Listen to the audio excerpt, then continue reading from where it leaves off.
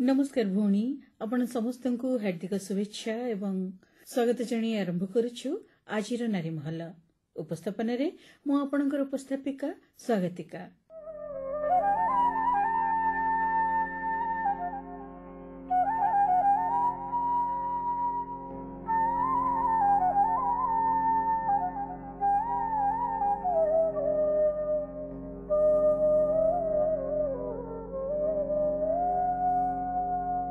भौणी आपण मैंने जानती आज पालित होछि अंतर्राष्ट्रीय योग दिवस। केवल सुस्वास्थ्य बोली नुहे बरं सुस्थ मानसिकता तथा आध्यात्मिक स्थिति रे रही एक संतुलित जीवन प्राप्ति पई योगर भूमिका अतुलनीय। जोथिपई आज सारा विश्व रे योग प्रति आग्रह दिनकु दिन वृद्धि पाइबारे लागिछि। और योगर से असीमित सुप्रभाव संपर्क रे जनसाधारण मध्य सचेतनता सृष्टि करिबा तथा एहाकु आपणे निज निज जीवन रे अपार शांति लाभ करिबा आजिर दिवस पालनर मूल उद्देश्य।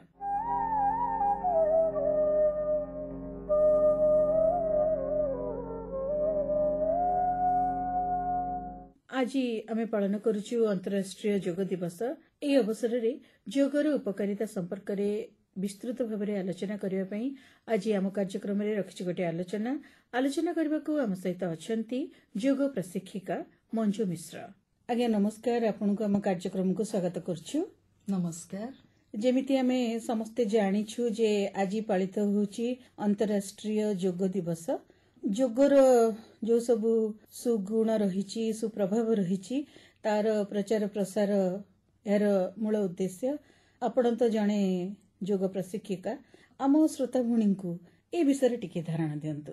देखंतु योग गोटे एमिति जिनस जार कोनोसी विकल्प नाही।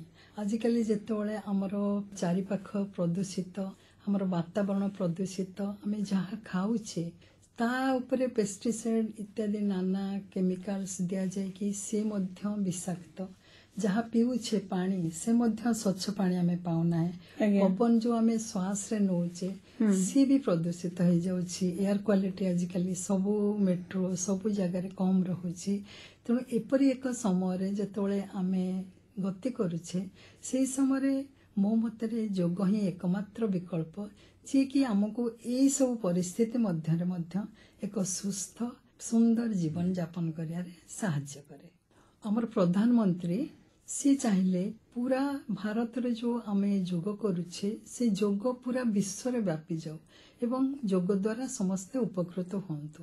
तेणु सेही कथाटी यूएन असेंबली रे उठैथिले एवं तांकर जो वक्तव्य थिला सेथिरे उद्बुद्ध हेकी सेतबळे 177 राष्ट्र सेथिरे सहमति प्रदान करथिले एवं ताहा पारित होई जाइथिला। प्रथम अंतर्राष्ट्रीय योग दिवस आम्भे माने 2015 मसीह रे आरंभ करथिले एवं सेटा दिल्ली ठारे हेइथिला। सबु राष्ट्र प्रमुख माने सेठारे जनपथ रे हमर जतळे योग हेइथिला बहुत रेकॉर्ड संख्या रे समस्त योग देइथिले। से दिनठू आमे प्रति वर्ष अंतर्राष्ट्रीय योग दिवस पालन करि आछे। आज को हमर 10 वर्ष पूर्ति हे एकादश अंतर्राष्ट्रीय योग दिवस ई वर्ष आमे पालन करछे। आज्ञा आमे जानिछु जे प्रति वर्ष अंतर्राष्ट्रीय योग दिवस रो गोटे स्लोगन थाए जाको आमे थीम बोली कहू। ए वर्ष पई कोन थीम बा स्लोगन रहिछि? ए वर्ष हमर प्रधानमंत्री तांकर मन की बात रे घोषणा करथिले जे ए वर्ष रो जो थीम टी होछि ताहा रखिचंती योग for one earth one health. आज्ञा यह स्वास्थ्य पर्यावरण एवं सामाजिक समरसता सहित जोड़िबार आवश्यकता उपरे जोर देइछन्ते हमर केंद्रीय आयुष मंत्री। स्वास्थ्य संबंध रे एमिति तो भारतर प्राचीन दृष्टिकोण सर्वदा सार्वभौमिक रहिथिला। आज्ञा हम शास्त्र सबले कहे सर्वे भवन्तु सुखिन सर्वे सन्तु निरामया सर्वे भद्राणि पश्यन्तु मा कश्चित् दुःखभाग् भवेत्। आवरी मध्य आमे भारतवासी वसुधैव कुटुंबकम मुक्ति उपरे विश्वास रखन्ति। आम पाखरे जो भारतीय प्राचीन मुनि ऋषि माने थिले सेमानकर प्रदत्त रोग निवारक एवं स्वास्थ्य संवर्धक एक महान परंपरा रहिछि। यह अंतर्गत आछि योग एवं ध्यान प्रणाली। ଏହା ତ ଆପଣ ଜାଣିଛନ୍ତି ଆଜି ସାରା ବିଶ୍ୱରେ ଆଦୃତ ଏବଂ ଏକ ଆନ୍ଦୋଳନ ସୃଷ୍ଟି କରିପାରିଛି କହିଲେ ଅତ୍ୟୁକ୍ତି ହେବ ନାହିଁ। ଏହା ଆଧୁନିକ ଦୁନିଆକୁ ପ୍ରାଚୀନ ଭାରତର ଦାନ। ଆଜ୍ଞା। ଭାରତୀୟ ପ୍ରାଚୀନ ଆୟୁର୍ବେଦ ପ୍ରଣାଳୀ ମଧ୍ୟ ଅନେକ ପାଶ୍ଚାତ୍ୟ ଦେଶ ଆଜିକାଲି ଆପଣାଇବାରେ ଲାଗିଛନ୍ତି। ୱାନ୍ ଆର୍ଥ ୱାନ୍ ହେଲ୍ଥ ଏଇ ଯୋଉ ଦୃଷ୍ଟିକୋଣର ଅନୁରୂପ ଭାରତ ଏକ ଏମିତି ବିଶ୍ୱର କଳ୍ପନା କରେ ଯେଉଁଠାରେ ପ୍ରତ୍ୟେକ ବ୍ୟକ୍ତିର ସ୍ୱାସ୍ଥ୍ୟ ସହିତ ଆମ ଗ୍ରହର କଲ୍ୟାଣ ମଧ୍ୟ ପରସ୍ପର ସହ ଜଡ଼ିତ। ଆଜ୍ଞା। ଆମର ପ୍ରଧାନମନ୍ତ୍ରୀ ଏହି ଥିମ୍ ଘୋଷଣା କରି ଭାରତର ପାରମ୍ପରିକ ପ୍ରଥା ପ୍ରତି ବିଶ୍ୱର ଜିଜ୍ଞାସାକୁ ଆହୁରି ଉଜାଗର କରିଦେଇଛନ୍ତି ଏବଂ ତତ୍ସହିତ ଯୋଗକୁ ଦୈନନ୍ଦିନ ଦିନଚର୍ଯ୍ୟାରେ ସାମିଲ କରିବା ପାଇଁ ପ୍ରୋତ୍ସାହିତ କରିଛନ୍ତି। ଆମର ଏଇ ଯୋଉ ଥିମ୍ଟି ରହିଛି ବା ସ୍ଲୋଗାନଟି ରହିଛି, ଆପଣ କଣ ଅନୁଭବ କରୁଛନ୍ତି ଯେ ଏଇ ଯୋଉ ସ୍ଲୋଗାନଟି ତାର ପୂର୍ଣ୍ଣ ରୂପରେ ପରିଣତ ହୋଇପାରିବ, ସଫଳ ହୋଇପାରିବ? ଯାହା ସ୍ଲୋଗାନ ରହିଛି ତା ପ୍ରକୃତ ପକ୍ଷେ ସଫଳ ହୋଇପାରିବ? ନିଶ୍ଚିତ ଭାବରେ, କାରଣ ଏହା ଯେ କେବଳ ଏକ ଆଦର୍ଶବାଦୀ ଦୃଷ୍ଟିକୋଣ ଏଇ ଥିମ୍ଟି ତାହା ନୁହେଁ। ଆଜ୍ଞା। ବରଂ ଆମର ଆଗାମୀ ପିଢ଼ିଙ୍କର ଅସ୍ତିତ୍ୱ ଏବଂ କଲ୍ୟାଣ ନିମିତ୍ତ ଏକ ଆବଶ୍ୟକ ଦର୍ଶନ। ତେଣୁ ମୁଁ ଭାବୁଛି ଏହା ନିଶ୍ଚିତ ରୂପରେ ସଫଳ ରୂପାୟନ ଏହାର ହୋଇପାରିବ। ଏଇ ଯୋଉ ୱାନ୍ ଆର୍ଥ ୱାନ୍ ହେଲ୍ଥକୁ ନେଇକିରି କଣ ସବୁ ବିଶେଷ ଯୋଜନା ହବାର ଅଛି ଯାହାକୁ ଆମେ କହିପାରିବା ଯେ ଏଇଥିପାଇଁ ଏହାର ନାଁ ଏମିତି ରଖାଯାଇଛି? ଆମେ ତ ବସୁଧୈବ କୁଟୁମ୍ବକମ୍ ଆମର ଭାରତବାସୀଙ୍କର ଗୋଟିଏ ଉକ୍ତି ଉପରେ ଆମେ ବହୁତ ବିଶ୍ୱାସ କରନ୍ତି। ତ ଆମେ ଯେତେବେଳେ ଅନ୍ତରାଷ୍ଟ୍ରୀୟ ଯୋଗ ଦିବସ ଆଜିକାଲି ପାଳନ କରାଯାଉଛି, ତେବେ ଆମେ ଦେଖୁଛେ ଯେ ଦିନକୁ ଦିନ ଲୋକମାନଙ୍କର ଯୋଗ ପ୍ରତି ଆଗ୍ରହ ଉତ୍ସାହ ବଢି ବଢି ଚାଲିଛି। ତେଣୁ ଆଜିକାଲି ଯୋଉ ଆମର ଯାହାବି ଆମେ ବିଶ୍ୱରେ ଦେଖିବାକୁ ପାଉଛେ, ଚାରିଆଡେ ଯୁଦ୍ଧର ବିଭୀଷିକା ଏବଂ କରୋନାର ମହାମାରୀକୁ ଆମେ ନିକଟରେ ଦେଖିଛେ ଏବଂ ବର୍ତ୍ତମାନ ମଧ୍ୟ ବହୁତ ଜାଗାରେ ଆମେ କରୋନାର ଭୟାବହତା ବିଷୟରେ ଶୁଣିବାକୁ ପାଇଲେଣି। ତେଣୁ ଏପରି ଏକ ସମୟରେ ଆମେ ଯଦି ସମସ୍ତେ ପୁରା ବିଶ୍ୱବାସୀ ଯଦି ଯୋଗକୁ ନିଜର ଦିନଚର୍ଯ୍ୟାରେ ଆପଣାଇ ନେଇପାରିବେ ତାହେଲେ ବହୁତ ଭଲ ହେବ ଏବଂ ଯୋଉ ୱାନ୍ ଆର୍ଥ ୱାନ୍ ହେଲ୍ଥ ଏଇ ଯୋଉ ଉକ୍ତିଟି ରହିଛି ତାକୁ ଆମେ ନିଶ୍ଚିତ ଭାବରେ ସଫଳ କରିପାରିବା। ଆଜ୍ଞା। ଚଳିତ ବର୍ଷ ବା 2025ରେ ଅନ୍ତରାଷ୍ଟ୍ରୀୟ ଯୋଗ ଦିବସର 10 ବର୍ଷ ପୂର୍ତ୍ତି ହେଉଛି, ଯେମିତି ଆପଣ କହିଲେ। ଏହାର ବିଶ୍ୱ ଉପରେ କଣ ପ୍ରଭାବ ରହିଛି ବା ରହିପାରିବ ବୋଲି ଆପଣ କହିବେ? 2015 ପୂର୍ବ ଏବଂ ବର୍ତ୍ତମାନ 2025 ଏଇ 10 ବର୍ଷ ଭିତରେ ସମଗ୍ର ବିଶ୍ୱରେ ଯୋଗକୁ ନେଇକି ଏକ ଯୁଗାନ୍ତକାରୀ ପରିବର୍ତ୍ତନ ହେଇଯାଇଛି। ଆଜ୍ଞା। ବିଶ୍ୱବାସୀ ଯୋଗ ପାଇଁ ଗଭୀର ଆଗ୍ରହ ପ୍ରକାଶ କରିଛନ୍ତି ଏବଂ ସମଗ୍ର ବିଶ୍ୱରେ ଲକ୍ଷ ଲକ୍ଷ ଲୋକ ଯୋଗ ଅଭ୍ୟାସକୁ ଆପଣାଇ ନେଉଛନ୍ତି। ଜାତି, ଧର୍ମ, ବର୍ଣ୍ଣ, ଦେଶ, ଲିଙ୍ଗ ନିର୍ବିଶେଷରେ ଯୋଗ ସମସ୍ତଙ୍କ ଦ୍ୱାରା ଆଦୃତ ହବାରେ ଲାଗିଛି। ଅନ୍ତରାଷ୍ଟ୍ରୀୟ ଯୋଗ ଦିବସ ଯୋଗ ମାଧ୍ୟମରେ ସ୍ୱାସ୍ଥ୍ୟ ଏକତା ବୃଦ୍ଧି କରିବା ସହ ଏକ ଶକ୍ତିଶାଳୀ ଗ୍ଲୋବାଲ ମୁଭମେଣ୍ଟରେ ପରିଣତ ହେଇପାରିଛି। ଦେଖନ୍ତୁ 2023 ମସିହାରେ ଯୋଉ ଇଣ୍ଟରନ୍ୟାସନାଲ ଯୋଗ ଡେ ଆମେ ଇଭେଣ୍ଟ କରିଥିଲେ, ସେଥିରେ ବିଭିନ୍ନ ଦେଶରୁ 23.5 କୋଟି ଜନସାଧାରଣ ଅଂଶଗ୍ରହଣ କରିଥିଲେ। ଏହା ନିଶ୍ଚିତ ଭାବରେ ଏକ ରେକର୍ଡ। ଏହା ଯୋଗ ପ୍ରତି ବିଶ୍ୱବାସୀଙ୍କର ଯୋଉ ଆଗ୍ରହ ବଢୁଛି, ଆଗ୍ରହ ତାର ଏକ ସୂଚକ। ଦେଖନ୍ତୁ ଆଜି ପୁରା ବିଶ୍ୱରେ 300 ମିଲିୟନରୁ ଉର୍ଦ୍ଧ୍ୱ ବ୍ୟକ୍ତି ପ୍ରତ୍ୟହ ଯୋଗାଭ୍ୟାସ କରୁଛନ୍ତି। ଏହା ଗୋଟିଏ ଡାଟାରୁ ଆମେ ଜାଣିପାରୁଛେ।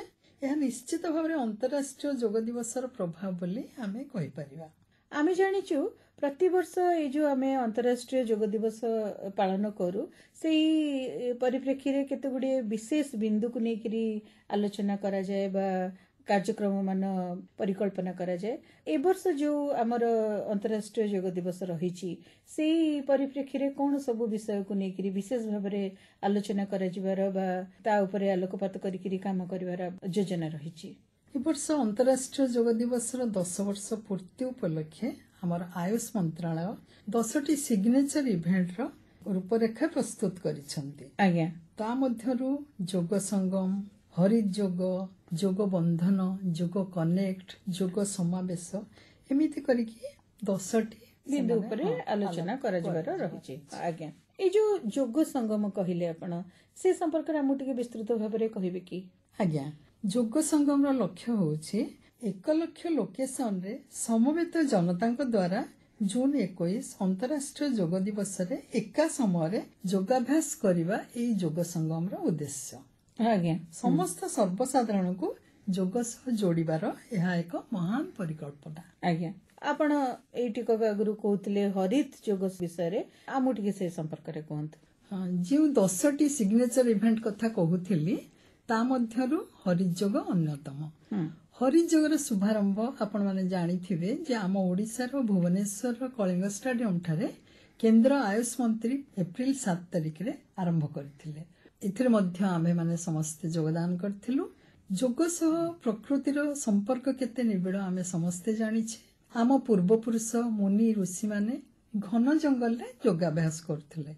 गुरुकुल गुड़िक मध्य आमर जंगल मध्य रही किंतु आज आधुनिककरण नाम रे जंगल गुड़िकर द्रुत अवक्षय हेबारे लागिछि एवं तार प्रादुर्भाव भोगुछंती प्राणी माने।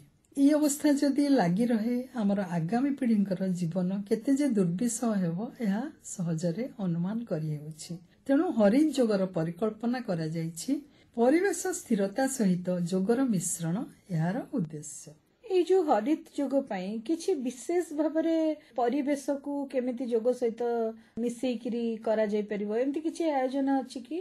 प्लांटेशन उपरे गुरुत्व देउछे। हरित योग माने होछि सेया जे आमे समस्त प्लांटेशन उपरे गुरुत्व दबा गछ लगेबा। गछ लगेबा तेणु से दिन मध्य यार शुभारंभ होई कि सब समस्त समवेत जनता को गछ बंटा जाइथिला जे से माने समस्ते गोटे गोटे गछ लगांतु। तेणु जेतबेले आमे समस्ते मिलित भाबरे गछ लगेइबा ताहले से किछि वर्ष परे हरित बनानी सृष्टि हेबो एवं हरित योगर जो आमे परिकल्पना करिछे योग सहित हरित योगर सेही परिकल्पना मध्य साकार रूप नै परिबो। एमति रे देखियो गले गोटे गछ लगेबा आउ तार जत्न नेकिरी ताकु छोटरू बड़ करबा ए गोटे निरंतर प्रक्रिया। आ जदि जने से जदि ए कामटी करूछन्ती ताले आमे ताकु गोटे योग भित्तिक कार्य बोली आमे कहि परबे नहे कि? हाँ, निश्चित भाबरे कारण जी गछटी लगेइबो से तार लालन पालन दायित्व मध्य ने से गछटी केमिति बढ़िबो केमिति बड़ हबो ता ऊपर मध्य से दृष्टि रखिबो। योग आउ कोनोसी गोटे जिंस ऊपर फोकस करबा सेटा को हमें योग कहि परबा। से जेतेबेले गछटी लगेई कि तार लालन पालन करी ताको बढ़ेबारे सहायता करबो ता मध्य एक प्रकार योग बोली हमें कहि परबा। निश्चित भाबरे योग द्वारा समाजर को वर्गर लोक अधिक लाभान्वित होइथांदी बोली आपण कहबे? देखंतु योग होछि जीवन जीवार एक कला। एहा द्वारा समस्त वर्गर लोक बयस निर्विशेष रे सेमिति किछि ता पई बारण नाही सब वर्गर लोक उपकृत हेबा सहित सुस्थ दीर्घ निरामय जीवन यापन करि परिबे। किंतु एहा मध्य ध्यान रखियक हेबो जे विभिन्न वर्गर लोकंक पई गोटे प्रकार निर्दिष्ट कोनोसी आसन उद्दिष्ट न थाए। निजर आयु शरीर क्षमता किंबा किछि जदि शरीर रे दोष थाए कोनोसी बीमारी थाए ताले से सब को दृष्टि रे रखी हमको योगासन करबा को हेबो। जदि कहार किछि शारीरिक समस्या थिबो सेमानक पई योगासन रो सूची मध्य हमर अलगा रहिछि। आज्ञा पिल्ला माने जदि देखंतु योगासन करूछंती ताहले तांकर जो एडोलेसेंट एज रे जो शारीरिक परिवर्तन हुए पिला माने चिड़चिड़ हो जाती टीनेज रे पशु पशु तो यही सब मानसिक समस्या ये सब हुए हार्मोनाल तांकर जो इम्बालांस हुए किछि हार्मोन ग्रोथ हार्मोन एक्टिव हो जाती। तेणु सेमानकर जो शारीरिक आ मानसिक परिवर्तन सहित से माने खाप खुआई करी ठीक भाबरे आगो को बढ़ी परिवे। सेमान को सेटा किछि डिस्टर्ब करिवनी जदि सेमाने ठीक समय रे योग अभ्यास आरंभ करंती। आज्ञा खूब सुंदर कथा कहिले। ए हमर नारी महल कार्यक्रम विशेष करी महिला मानक पय हमें ए कार्यक्रम टी प्रस्तुत करताउ। आपण हमको कहिबे कि महिला मानक पय योग केते उपकारी? एमिति तो समस्तक पय योग उपकारी साब्यस्त होईछि किंतु खास करी महिला माने योग सह जदि जोड़ी ही जानती अनेक समस्या रो मुक्ति पाई परिवे। कारण योग जे केवल शारीरिक ताहा नुहे बरं यह आमर मानसिक सामाजिक एवं आध्यात्मिक स्वास्थ्य सह मध्य जड़ित। आज्ञा महिला माने देखंतु से माने गृहिणी हुंतु बा कर्मजीवी सेमानकर दायित्व सब क्षेत्र रे अधिका थाए। सेति पई सेमान स्ट्रेस डिप्रेशन यह सहित चिड़चिड़ापन बहुत काम जेतବେଳେ ତାଙ୍କ ଉପରେ ପଡ଼ିଯାଏ ସେମାନେ ଚିଡ଼ଚିଡ଼ ହୁଅନ୍ତି। ଏଇସବୁର ଶିକାର ହେବା ସହ ବହୁତ କମ ବୟସରୁ ଅଣ୍ଟା ଆଣ୍ଠୁ ଜନିତ ଶାରୀରିକ ସମସ୍ୟାରେ ମଧ୍ୟ ପୀଡ଼ିତ ହୋଇଥାନ୍ତି। ଗୋଟେ ଝିଅ ଜନ୍ମ ନେଉଛି, ଯେତେବେଳେ ସେ ଧୀରେ ଧୀରେ ବଢୁଛି, ବୟସର ବିଭିନ୍ନ ମୋଡରେ ବିଭିନ୍ନ ଅବସ୍ଥାର ସମ୍ମୁଖୀନ ତାକୁ ହେବାକୁ ପଡିଥାଏ। ବାଲ୍ୟକାଳ ପରେ ଯୌବନ ଆସେ। ଯୌବନରେ ପାଦ ଦେଉ ଦେଉ ହର୍ମୋନାଲ ଇମ୍ବାଲାନ୍ସ, ଶାରୀରିକ ପରିବର୍ତ୍ତନ ଆଦି ତାର ମନକୁ ଆନ୍ଦୋଳିତ କରେ। ଆଜ୍ଞା। ପୁଣି ବିବାହ ବୟସ ଆସେ, ବିବାହ ପରେ ପୁଣି ମାତୃତ୍ୱ ଆସେ, ପୁଣି ରଜନିବୃତ୍ତିର ସମସ୍ୟା। ଏସବୁ ଜୀବନ କାଳରେ ଗୋଟିଏ ପରେ ଗୋଟିଏ ସମସ୍ୟାର ସାମ୍ନା କରିବାକୁ ଗୋଟିଏ ମହିଳାକୁ ହେଇଥାଏ। ଯଦି ସେ ଯୋଗ ସହ ଠିକ ସମୟରେ ଯୋଡି ହୋଇଯାଏ, ତେବେ ଏସବୁ କୌଣସି ସମସ୍ୟା ତା ପାଇଁ ବାଧକ ହେଇପାରିବନି ଏବଂ ସେ ସୁସ୍ଥ ଶରୀର ସହିତ ସୁସ୍ଥ ମନର ଅଧିକାରୀ ହୋଇପାରିବ। ଆଜ୍ଞା, ଏଇଠି ଆମେ କହିପାରିବା ଯେ ଯୋଉ ମା ମାନେ କାର୍ଯ୍ୟକ୍ରମ ଶୁଣୁଛନ୍ତି ବା ଯୋଉ ଭଉଣୀ ମାନେ ଏ କାର୍ଯ୍ୟକ୍ରମ ଶୁଣୁଛନ୍ତି, ସେମାନେ ନିଜେ ତ ଯୋଗ ନେଇ ସଚେତନ ହେବେ, ତା ସହିତ ସେମାନେ ପର ପିଢିକୁ, ମାନେ ଯଦି ମା ତାଙ୍କ ଝିଅଙ୍କୁ ଏଇ କଥାଟି ବୁଝେଇବେ ବା ତାଙ୍କ ସାଙ୍ଗସାଥିରେ ସେ ଯଦି ଏଇ କଥାଟି କହିବେ, ଅନ୍ୟମାନେ ଏହାର ସୁପ୍ରଭାବ ବିଷୟରେ ଜାଣିକିରି ଯଦି ଏହାକୁ ପାଳନ କରିବେ ବା ଆପଣେଇବେ, ତାହେଲେ ନିହାତି ଭାବରେ ସୁସ୍ଥ ରହିପାରିବେ ଏବଂ ଗୋଟେ ସୁନ୍ଦର ସାବଲୀଳ ଜୀବନ ସେମାନେ ଯାପନ କରିପାରିବେ। ଆଜ୍ଞା, এই ଯୋଉ ସୁନ୍ଦର ଜୀବନ କଥା କହିଲେ, ସରଳ ଜୀବନ କଥା କହିଲେ, ସେଇଠୁ ଗୋଟେ କଥା ମନକୁ ଆସେ, ଆପଣଙ୍କୁ ପଚାରିବାକୁ ଚାହିଁବୁ ଯେ ଆମେ ଜାଣିଛୁ ଯୋଗ ଦ୍ୱାରା ଆଧ୍ୟାତ୍ମିକ ଉନ୍ନତି ମଧ୍ୟ ହେଇଥାଏ। ନିହାତି ଯୋଗର ପରମ ଲକ୍ଷ୍ୟ ହିଁ ଆତ୍ମା ପରମାତ୍ମାଙ୍କର ମିଳନ। ଯୋଗାଭ୍ୟାସ ଅନ୍ତର୍ଗତ ଆମେ ଯେତେବେଳେ ପ୍ରାଣାୟାମର ଅଭ୍ୟାସ କରୁ, ଆମେ ସାଧାରଣତଃ ବ୍ରିଦିଂ ଉପରେ ଫୋକସ କରିଥାଉ। ତ ଯେତେବେଳେ ଆମେ ପ୍ରାଣାୟାମର ଅଭ୍ୟାସ କରୁ, ପ୍ରାଣିକ ଉର୍ଜା ବୃଦ୍ଧି ସହିତ ଆମର ଇନ୍ଦ୍ରିୟ ମାନଙ୍କ ଉପରେ ଧୀରେ ଧୀରେ ଆମର ନିୟନ୍ତ୍ରଣ ଆସେ। ଆମର ମନ ସବୁବେଳେ ବହିର୍ମୁଖୀ, ଆଖି ଖୋଲିବ, ଆମେ ବହୁତ ଜିନିଷ ଦେଖିବେ, ମନଟା ସେ ବାହାର ଦୁନିଆକୁ ସବୁବେଳେ ଧାଇଁଥାଏ, ଦେଖୁଥାଏ। କୋଉଠି ଭଲ ଜିନିଷ ଦେଖିଲା ସେଇଟା ମୋର ହେଇଯାଉ, କୋଉଠି ଭଲ ଗାଡିଟିଏ ଦେଖିଲା ଏଇ ଗାଡିଟା ମୋର ହେଇଯାଉ। ଯେମିତି ମହିଳାମାନେ ସାଧାରଣତଃ ଭଲ ଶାଢୀ ଗହଣା ଦେଖିଲେ କାଶ ମୋର ଏଇଟା ହେଇଥାନ୍ତା କି, ତ ସେମିତି ଗୋଟେ ମନୋଭାବ ତାଙ୍କର ଆସେ। ତାମାନେ ମନଟା ସବୁବେଳେ ବହିର୍ମୁଖତା ଆଡକୁ ଦୌଡିଥାଏ। କିନ୍ତୁ ଆମେ ଯେତେବେଳେ ଯୋଗ କରନ୍ତି, ପ୍ରାଣାୟାମର ଅଭ୍ୟାସ ପରେ ପରେ ଆମର ବହିର୍ମୁଖୀ ମନ ଧୀରେ ଧୀରେ ଅନ୍ତର୍ମୁଖୀ ହେବାକୁ ଆରମ୍ଭ କରେ। ଅଷ୍ଟାଙ୍ଗ ଯୋଗ ମାର୍ଗ ଅଛି। ଅଷ୍ଟାଙ୍ଗ ଯୋଗ ମାର୍ଗରେ ଆମେ ଧୀରେ ଧୀରେ ଗୋଟିଏ ପରେ ଗୋଟିଏ ପାହାଚ ଉପରକୁ ଉଠିବାକୁ ହେଲେ ପ୍ରାଣାୟାମ ପରେ ଆସେ ପ୍ରତ୍ୟାହାର। ପ୍ରତ୍ୟାହାର ମାନେ ଇନ୍ଦ୍ରିୟ ମାନଙ୍କର ଯୋଉ ଆହାର, ସେମାନଙ୍କୁ ସେଇଟା ଦେବା ବନ୍ଦ କରିଦେବା। ପ୍ରତି ଆହାର ଆମକୁ ଜିଭ ମାଗୁଛି ଗୋଟେ ଭଲ ଜିନିଷ, ରସଗୋଲା ଥୁଆ ହେଇଛି, ଆମେ ଖାଇବା, କିନ୍ତୁ ଆମର ଡାଇବେଟିସ୍ ଅଛି, ସେତିକି ବେଳେ ଆମେ ତାକୁ କଣ୍ଟ୍ରୋଲ କରିବା, ନା ଆମେ ଏଇଟା ଖାଇବାନି। ତ ସେତିକି କଣ୍ଟ୍ରୋଲ ଯେତେବେଳେ ଆମ ଜିଭ ଉପରେ, ଆମ ଇନ୍ଦ୍ରିୟ ଉପରେ ଆମର ଯେତିକି ନିୟନ୍ତ୍ରଣ ଆସିଯିବ, ସେଇଟା ହେବ ପ୍ରତ୍ୟାହାରର ସାଧନା। ଏହିପରି ପ୍ରତ୍ୟାହାର ପରେ ଆପଣଙ୍କର ପ୍ରତ୍ୟାହାର ପରେ ଆସେ ଧାରଣା।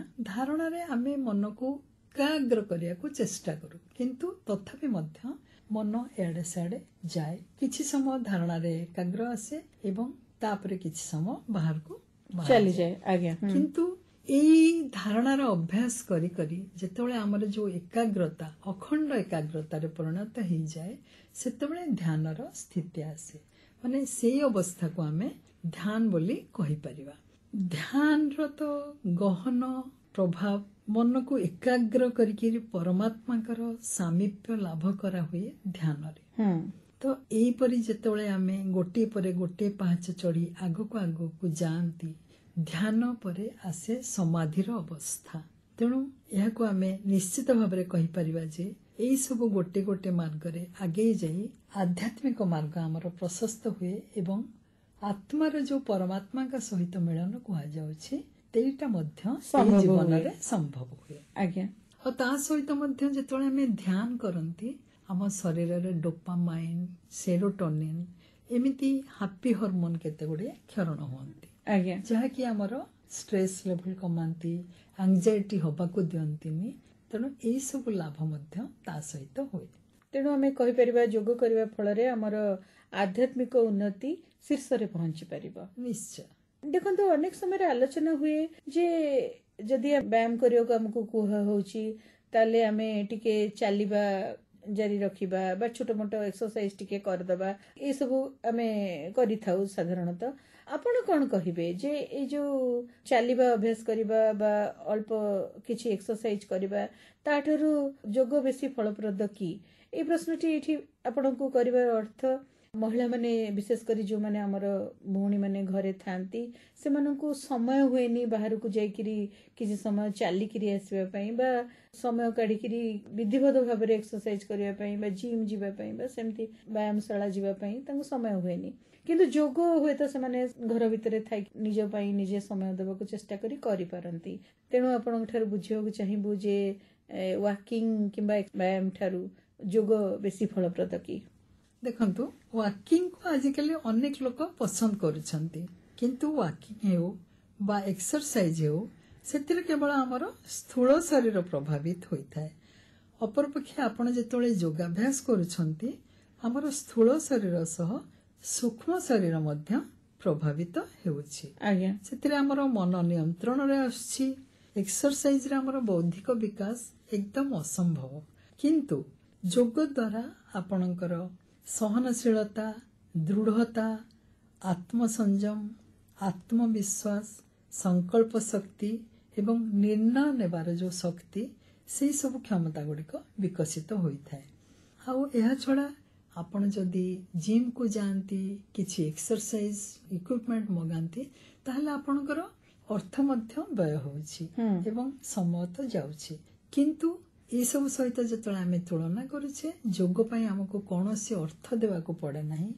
ଆପଣ ନିଜର ଦିନଚର୍ଯ୍ୟାରୁ 24 ଘଣ୍ଟାରୁ କିଛି ସମୟ, ଗୋଟିଏ ଘଣ୍ଟା ଯଦି ଆପଣ ବାହାର କରି ଯୋଗ କରିପାରନ୍ତି ତାହେଲେ ଆପଣଙ୍କର ଯେତିକି ଆପଣଙ୍କୁ ଲାଭ ଏକ୍ସରସାଇଜ ଆଉ ୱାକିଂରେ ମିଳୁଛି ତାଠୁ 100 ଗୁଣା ଅଧିକ ଲାଭ ଆପଣଙ୍କୁ ଯୋଗରେ ମିଳୁଛି। ଆଉ ଯଦି ଆମେ ତାକୁ ତୁଳନାତ୍ମକ ଭାବରେ ଦେଖିବା ତାହେଲେ ଯେତେବେଳେ ଆମେ ଏକ୍ସରସାଇଜ କରୁଛେ ଆମର ଶ୍ଵସନ କ୍ରିୟା ଅନିୟନ୍ତ୍ରିତ ହେଇଯାଉଛି, ଜୋର ଜୋରରେ ଆମେ ସେତେବେଳେ ଶ୍ୱାସ ନେଉଛୁ। କିନ୍ତୁ ଏହାର ବିପରୀତ ଯୋଗରେ ଆମର ଶ୍ଵସନ କ୍ରିୟା ନିୟନ୍ତ୍ରିତ ହୁଏ। ଗୋଟେ ଲଙ୍ଗ ବ୍ରିଦିଂ ଆମର ହୁଏ, ତ ଗହରା ଶ୍ୱାସ ଆମେ ନିଏ, ତ ତାର ଯୋଉ ପ୍ରଭାବ ପଡେ ସେଟା ଆମର ଲଙ୍ଗସ ଉପରେ ବହୁତ ସୁନ୍ଦର ପ୍ରଭାବ ପକାଏ ଏବଂ ଆମର ଲଙ୍ଗସର କାର୍ଯ୍ୟକ୍ଷମତା ବଢେ। ତେଣୁ ଲଙ୍ଗସ ସ୍वस्थ ରହେ। ଆଉ ଯୋଗାଭ୍ୟାସ ଦ୍ୱାରା ଆମର ଶରୀରର ସମସ୍ତ ଗ୍ରନ୍ଥିସ୍ରାବ ମଧ୍ୟ ନିୟନ୍ତ୍ରିତ ହୁଅନ୍ତି, ଯାହା ଏକ୍ସରସାଇଜରେ ଆପଣଙ୍କର ସମ୍ଭବ ନୁହେଁ। ଏକ୍ସରସାଇଜ ଯେତେବେଳେ ଆପଣ କରୁଛନ୍ତି ଆମର ପ୍ରାଣଶକ୍ତି ଅଧିକା ଖର୍ଚ୍ଚ ହେଉଛି, କିନ୍ତୁ ଏହାର ବିପରୀତ ଆମେ ଯଦି ଯୋଗ କରୁଛେ ଆମେ ପ୍ରାଣଶକ୍ତିର ସଞ୍ଚୟ କରୁଛେ। ଆମେ ଯେତିକି ଶ୍ୱାସ ସଞ୍ଚୟ କରିବା ସେଇଟା ଆମର ପ୍ରାଣଶକ୍ତି, ଆମେ ତାର ସଞ୍ଚୟ କରୁଛେ। ଆଉ ଗୋଟେ କଥା ମଧ୍ୟ, ଦୁର୍ବଳ ବ୍ୟକ୍ତି, ବୃଦ୍ଧ ବ୍ୟକ୍ତି ଏମାନଙ୍କ ପାଇଁ ଏକ୍ସରସାଇଜ କରିବା ଅସମ୍ଭବ, କିନ୍ତୁ ଶକ୍ତି ମୁତାବକ ଯୋଗାଭ୍ୟାସ ସମସ୍ତଙ୍କ ପାଇଁ ଲାଭପ୍ରଦ, ସମସ୍ତେ କରିପାରିବେ। ଯେମିତି ଯଦି ଓଲ୍ଡର ଏଜ ଯୋଉ ଲୋକମାନେ ଅଛନ୍ତି ସେମାନେ ଶବାସନ, ଯୋଗ ନିଦ୍ରା, ଶିଥିଳାସନ ଭଳି ଆମର କେତେ ଗୁଡିଏ ରିଲାକ୍ସେସନ ଆସନ ଅଛି, ତାର ଅଭ୍ୟାସ ସମସ୍ତଙ୍କ ପାଇଁ ଉଦ୍ଦିଷ୍ଟ, ଯାହା ଦ୍ୱାରା ଆତ୍ମ ଅନୁଶୀଳନ ମଧ୍ୟ ସମ୍ଭବ ହୁଏ, ମାନସିକ ଶାନ୍ତି ମିଳେ, ନକାରାତ୍ମକତା ଦୂର ହୁଏ, ସକାରାତ୍ମକତାର ବୃଦ୍ଧି ହୁଏ।